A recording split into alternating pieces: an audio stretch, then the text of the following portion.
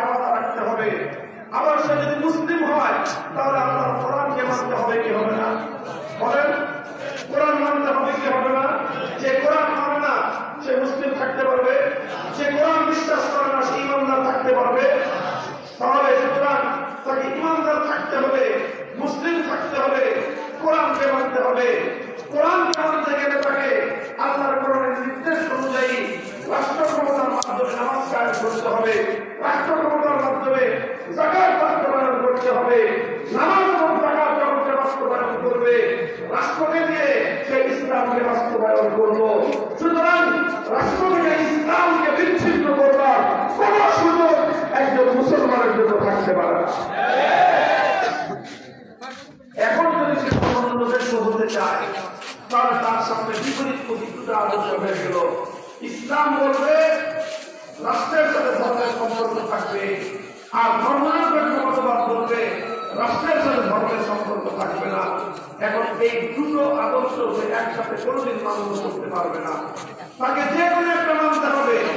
সে যদি ইসলামকে বাদ দিয়ে ধর্মনিরপেক্ষতাকে ব্যাপার করে তাহলে তার মতবাদ হবে যে রাষ্ট্রের সাথে ধর্ম সম্পর্ক থাকবে না, সে ধর্মনিরপেক্ষ হলো, মুসলিম থাকতে পারবে না। আর যদি সে ইসলামকে ব্যাপার করে, ইসলামকে প্রাধান্য দেয়, তাহলে তাকে আল্লাহর কোরআনের বিধান অনুযায়ী রাষ্ট্র ক্ষমতার মাধ্যমে নামাজ বাস্তবায়ন করতে হবে, যাকাত বাস্তবায়ন করতে হবে। সে যখনই রাষ্ট্র ক্ষমতার মাধ্যমে ধর্মের বিধান বাস্তবায়ন করতে যাবে, সে আর কিছু থাকতে পারলেও ধর্মনিরপেক্ষ থাকতে পারবে না। পরিষ্কার কথা এটা। এখন আপনারা অনেক বলবেন যে রাত্রে বলে পারবে না, বাংলাদেশে কত বছর পারলো, কত বছর পারবে না? বছরের পর বছর, যুগের পর যুগ তারা বড় বড় নিজেদেরকে মুসলমান করছে, আবার তারা ধর্মনিরপেক্ষ মতবাদের অনুসরণ করছে। এই যে তারা আপনি বলেন পারবে না। আমি বলি যারা এই কথা বলে যে একজন মুসলমান মতবাদ হিসেবে সেকুলারিজমকে গ্রহণ করতে পারে, এই কথা এমনি দিলাম পরে সেও দেখলে থাকবো সুরজার লাগি না ফোরের লাগি দুই অবস্থার যে কোনো অবস্থা এক অবস্থার মধ্যে তারা পতিত হয়। তারা এটা বুঝে শুনে বলে, বুঝে শুনে করে, ডাইরেক্ট ভিডিও বুঝে শুনে করে ধর্মনিরপেক্ষ মতবাদ থেকে তারা জেনে বুঝে গ্রহণ করেছে। আর না হয় না জেনে না বুঝে ধর্মনিরপেক্ষ মতবাদ গ্রহণ করেছে। দুই অবস্থার যে কোনো এক অবস্থা হবে। যদি কেউ বলে হ্যাঁ আমি ধর্মনিরপেক্ষ মতবাদ বুঝে শুনে গ্রহণ করলাম, যেই মুসলমান আল্লাহর কোরআনের বিরুদ্ধে জেনে বুঝে অবস্থান গ্রহণ করবে, তার সম্পর্কে কথা বলতে কোন সংশয় নাই, কোন সন্দেহ নাই, কোন দ্বিধা নাই। যে আল্লাহর কোরআন বিরোধী মতবাদ জেনে বুঝে গ্রহণ করবে, স্পষ্ট বেঈমান এবং কাফের।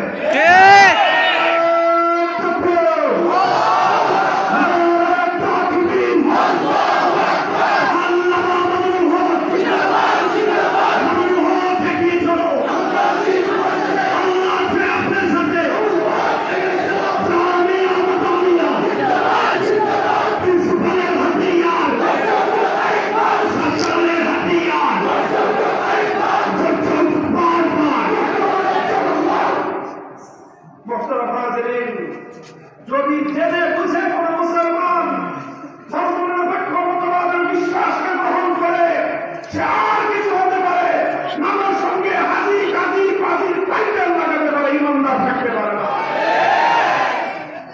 আর তৃতীয় অবস্থা হল না জেনে না বুঝে ধর্মনিরপেক্ষ মতবাদকে গ্রহণ করে। এবং আমার ধারণা যারা বাংলাদেশে সেকুলারিজমের রাজনীতি অতীতে করেছে, বর্তমানে করে, ভবিষ্যতে করার নিয়োগ করতেছে, তারা সব না জেনে না বুঝে করতেছে। এবং এটা তাদের ব্যাপারে আমার সুধারণা যে না বুঝে করে। যারা না বুঝে না শুনে একটা মতবাদে অনুসরণ করে, আমি তাদের সম্পর্কে সবচেয়ে হালকা যে শব্দটা পেয়েছি বুঝে তাদের ক্ষেত্রে প্রয়োগ করার জন্য, সেটা হলো তারা সব দ্বন্দ্ব এর চেয়ে সহজ শব্দ আমার জানা নাই।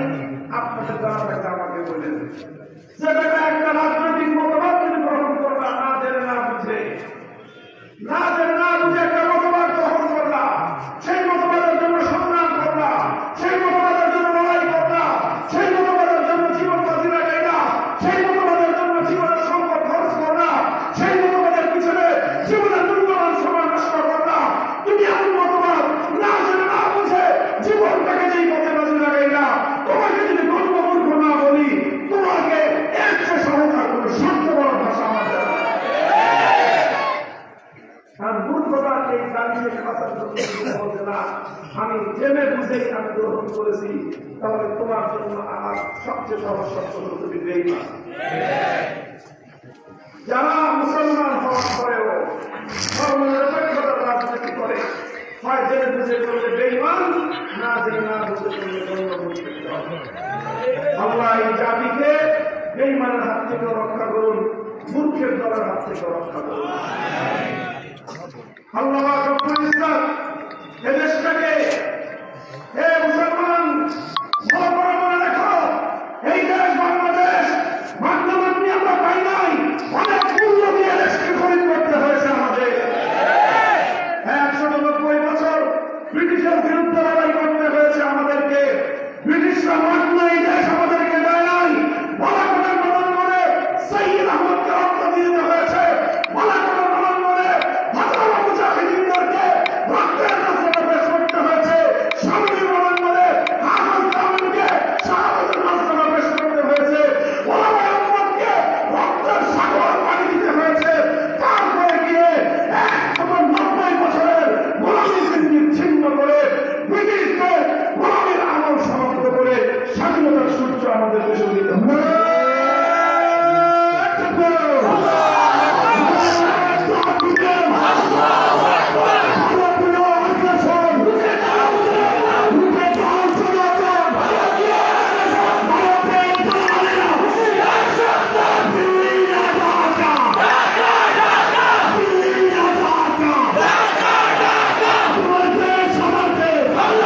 বাংলাদেশ, তোমার দেশ আমার দেশ, গর্জে ওঠুক বারবার প্রিন্সিপালের হাতিয়ার। জিন্দাবাদ জিন্দাবাদ জামিয়া মাদানিয়া। মামুনুল হক এগিয়ে চলো। একটা আধিপত্যবাদ গেল, ব্রিটিশের বিরুদ্ধে লড়াই, এক আধিপত্যবাদকে পরাজিত করে বাংলাদেশ অর্জিত হয় নাই। দ্বিতীয় আধিপত্যবাদ ছিল হিন্দুত্ববাদের বিরুদ্ধে লড়াই করতে হয়েছে আমাদের পূর্বসূরীদেরকে। ঠিক। আপনারা সিলেটের মানুষ, সবচেয়ে বড় জানেন সেই ইতিহাস, দীর্ঘ রক্তক্ষরণের ইতিহাস। এই দেশ ছিনিয়ে নিয়েছিল 1757 সালে ইংরেজরা, তাদের কাছ থেকে নিয়েছিল মুসলমান শাসকদের কাছ থেকে। কথা বলেন, 1757 সালে ইস্ট ইন্ডিয়া কোম্পানির মাধ্যমে এই ভারতবর্ষের উপর ইংরেজদের ক্ষমতার বাস্তব যখন মুক্ত হলো, পাকাপোক্ত হলো, তার আগ পর্যন্ত এই দেশ প্রায় 700 বছর শাসন করেছিল মুসলমানেরা। মুসলমানদের পতন ঘটিয়ে, মুসলমানদের কাছ থেকে ক্ষমতার বাস্তব কেড়ে নিয়ে ইংরেজরা দেশের ক্ষমতাসীন হয়েছিল। তাই তাদের আশঙ্কা ছিল যে আবার মুসলমানরা তাদের আরো ক্ষমতা ফিরে পাওয়ার জন্য সংগ্রাম করতে পারে। এই জন্য ব্রিটিশরা এক দ্রুত ষড়যন্ত্রের কৌশল প্রয়োগ করেছিল, যেটা ইতিহাসে খ্যাত হয়ে আছে ডিভাইড এন্ড রুল, বিভক্ত করার, শাসন করার নীতি। সেই নীতির মাধ্যমে ইংরেজরা যে কাজ করেছিল সেটা হলো তারা বিভিন্ন জায়গায় হিন্দুদেরকে অগ্রসর দিয়ে হিন্দুদেরকে সামনের দিকে নিয়ে আসলো। বিভিন্ন দেশে দেশে গোটা ভারতবর্ষ জুড়ে, এমনকি আমার এই বাংলা জুড়ে বিভিন্ন জায়গায় জমিদারি হিন্দুদেরকে দিয়েছিল, আর মুসলমানদেরকে হিন্দু জমিদারদের অধীনস্থ করে দিয়ে গোটা ভারতবর্ষ জুড়ে মুসলমানদের উপর হিন্দু দালাল এবং অত্যাচারীদের জুলুমের দুয়ার উন্মুক্ত করে দিয়েছিল ব্রিটিশরা। আর সেই ব্রিটিশদের সহযোগিতায় দাদা বাবুরা, ব্রিটিশদের সহযোগিতায় জুলুমবাজ জমিদার শ্রেণী বছরের পর বছর যুগের পর যুগ মুসলমানদের উপর নির্যাতন চালিয়ে হয়েছে, ইতিহাস আপনারা লক্ষ্য করে পড়ে দিবেন। শুধু এখন আপনাদেরকে দৃষ্টান্ত শোনাই, নারকেল বাড়িয়া শহীদ তিতুমিরের নাম আপনারা শুনেছেন। নেসার আলী তিতুমির রহমতুল্লাহ আলাইহি তার পাশের কিবলার গল্প শুনেছেন। তিনি লাঠিয়াল বাহিনী গড়ে তুলেছিলেন, ইতিহাসটা আপনারা সকলেই জানেন। কেন গড়ে তুলেছিলেন লাঠিয়াল বাহিনী? কিসের বিরুদ্ধে শুরু হয়েছিল তিতুমিরের সংগ্রাম? তিতুমিরের সংগ্রাম শুরু হয়েছিল একটা নিমন্ত্রণ, একটা জুলুমবাদী নীতির বিরুদ্ধে। হিন্দু জমিদাররা মুসলমানদের উপর আইন জারি করেছিল, নারকেল বাড়িয়ায় দাড়ি রাখতে হলে ট্যাক্স দিতে হবে, দাড়ি রাখতে হলে ট্যাক্স দিতে হবে। এই ধরনের চরম অপমানকর, লাঞ্ছনাকর, নানা ধরনের বৈষম্যমূলক বিধান হিন্দু জমিদারদের মাধ্যমে ইংরেজ বেনিয়ারা মুসলমানদের উপর চাপিয়ে দিত। মুসলমানদেরকে অপমান করত, লাঞ্ছিত করত, জুলুম করত, দাবায় রাখত, যেন আর কোনদিন মুসলমানরা মাথা চাপা দিয়ে তাদের হাঙ্গা রাজত্ব ফিরে পাওয়ার চেষ্টা না করে। তাই 19 শতকের গোড়ার দিকে বাংলার মুসলিম নেতৃবৃন্দ ইংরেজদের বিরুদ্ধে রুখে দাঁড়াবার আগেই হিন্দু জমিদারদের বিরুদ্ধে, কলকাতার দাদাবাবুদের বিরুদ্ধে সংগ্রাম শুরু করেছিল। বিশাল বঙ্গ এলাকাকে বিভক্ত করে পূর্ব বাংলার জন্য আলাদা প্রাদেশিক সরকার গঠন করার দাবিতে আলাদা প্রদেশ গঠন করবার জন্য মুসলমানরা লড়াই করেছিল। এবং মুসলমানদের দাবির মুখে যেই বঙ্গ ভাগ হয়ে পূর্ববঙ্গে আলাদা একটা প্রদেশ করে তুলেছিল, কিন্তু এক বছর টিকতে পারে নাই। রবীন্দ্রনাথ ঠাকুরের নেতৃত্বে সাম্প্রদায়িক দাঙ্গার মাধ্যমে সহিংস আন্দোলন গড়ে তুলে, জঙ্গিবাদী আন্দোলন গড়ে তুলে এই পূর্ববঙ্গের মুসলমানদের উত্থান হওয়ার, উন্নতি হওয়ার সেই জোয়ার তারা বন্ধ করে দিয়েছিল। ইতিহাস আপনারা জানেন, ঢাকা বিশ্ববিদ্যালয় যখন প্রতিষ্ঠা হয় তখন তাচ্ছিল্য করে রবীন্দ্রনাথ বলেছিল ঢাকা বিশ্ববিদ্যালয়ের মুসলমানের বাচ্চারা পড়বে, বাচ্চাদের ছেলের বাচ্চারা কিসের পড়াশোনা, এই সমস্ত কথাবার্তা বলেছিল ঢাকা বিশ্ববিদ্যালয়ের ব্যাপারে।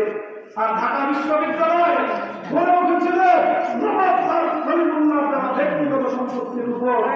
আর দুঃখ লাগে সেই ঢাকা বিশ্ববিদ্যালয় নিজের বাবার নাম নেয় না, রবীন্দ্রনাথের নাম নেয়। ঠিক, এটা হচ্ছে বিশ্বাসঘাতকতা হতে পারে না। নবাব স্যার সলিমুল্লাহ নাম নিজের বাবার লজ্জা লাগে। সলিমুল্লাহ মুসলিম হল থেকে তোমরা মুসলিম নাম কেটে দাও, তোমার বাবার জায়গায় সলিমুল্লাহ হয়েছে। নবাব স্যার সলিমুল্লাহ ব্যক্তিগত জায়গার উপর ঢাকা বিশ্ববিদ্যালয় প্রতিষ্ঠিত হয়েছে। সেই জায়গায় তার নাম উচ্চারণ করা খুঁজে পাওয়া যায় না, রবীন্দ্রনাথের নামে গান গাওয়ার জন্য অভাব নাই। ঠিক, এই সমস্ত সুশীলগিরি দিয়ে বাংলাদেশ ধরে গিয়েছে। আজ এক শ্রেণীর যুবক, আজ এক শ্রেণীর বিদ্রোহী যুবক, তারা প্রতিবাদের ভাষা কিন্তু কঠোর মনে হয় এই সুশীলগিরির বিরুদ্ধে তারা কথা বলে।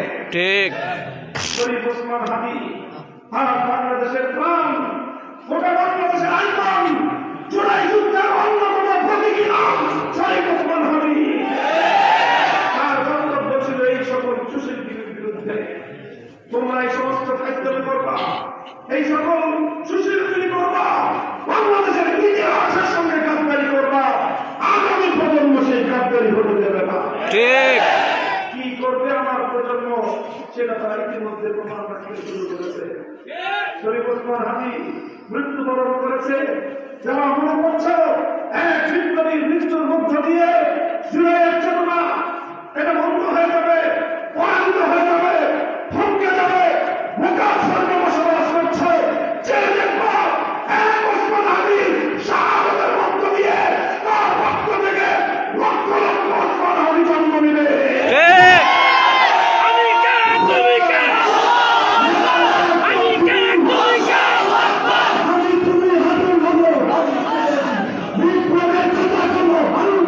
হাদি হব, বিপ্লবের কথা কব,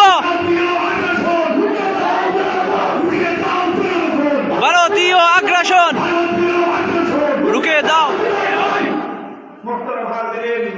বলতেছিলাম 1906 সালে বঙ্গভঙ্গ এই বাংলাদেশের মুসলমানদের উত্থানকে আবার ঠেকিয়েছিল তারা। মুসলমানরা এই ক্ষোভ মনের মধ্যে বসে রেখেছিল। এই ক্ষোভ বসে রাখতে রাখতে 1947 সালে সময় আসে আসলো দেশের মুসলমানরা সিদ্ধান্ত গ্রহণ করবার সময় পেয়ে তারা একসঙ্গে এক জুতার বাড়িতে এক লাঠি দিয়ে দুই আধিপত্যবাদী শক্তিকে দেশ থেকে বিতাড়িত করেছে। ঠিক 190 বছরের ব্রিটিশ দুনিয়াকে যেরকম বিতাড়িত করেছে, একই সঙ্গে আরেক পায়ের লাঠি দিয়ে দিল্লি এবং কলকাতার আধিপত্যবাদকে বাংলার সীমান্ত থেকে উপরে 1947 সালে আমরা মুক্তিলাভ করেছি দুটো আধিপত্যবাদী শক্তির বিরুদ্ধে। একটা হলো ইংল্যান্ড বেনিয়ামের আধিপত্যবাদ, আরেকটা হলো দিল্লির এবং কলকাতার তথাকথিত আধিপত্যবাদ। এরপরে 47 থেকে 71 পশ্চিম পাকিস্তানের খান পাঠানদেরকে ভাই বোনেদের বুকে জড়িয়ে ধরেছিলাম আমরা। ওরা আমাদের সঙ্গে ভ্রাতৃত্বের সম্পর্ক নয়, প্রভুত্বের সম্পর্ক স্থাপন করতে চেয়েছিল। ঠিক আমরা মানুষ সিদ্ধান্ত নিয়েছিল জুলুমের সঙ্গে আপোষ নাই, অন্যায়ের সঙ্গে আপোষ নাই। আগের যারা অন্যায় করেছে, একদল ছিল খ্রিস্টান, আরেকদল ছিল হিন্দু। হিন্দুর জুলুমের বিরুদ্ধে যারা লড়াই করে, যারা ইংরেজদের খ্রিস্টানদের জুলুমের বিরুদ্ধে লড়াই করে, তারা মুসলমানদের জুলুমের কাছে মাথা নত করে না। যারা আপনার পশ্চিম পাকিস্তানের খান পাঠানরা 24 বছরের তখন সোজা হয় নাই, 71 ঝামেলা করে ওদেরকে বিদায় করা হয়েছে। তিনটি আধিপত্যবাদের বিরুদ্ধে লড়াই করার পরে 1971 সালে